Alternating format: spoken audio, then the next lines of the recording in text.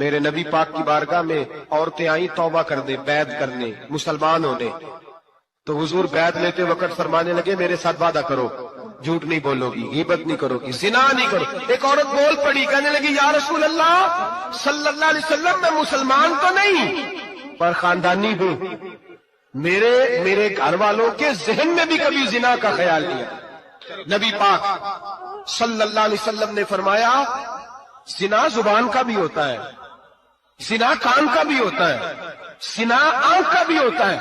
حضور کس طرح؟ فرمایا جس نے گند دیکھا اس نے آنکھ کا زنا کیا، جس نے لذت لے کے سنا چپ نہیں کرایا، پوری بات سنی، وہ بھی زانی ہے، اور جس نے گندی بات بولی وہ منہ کا زانی ہے، جس نے گند سوچا وہ دماغ کا زانی ہے۔ اور زانی کو سب سے پہلی سزا اللہ یہ دیتا ہے کہ سجدے کی لذت چھین لیتا ہے۔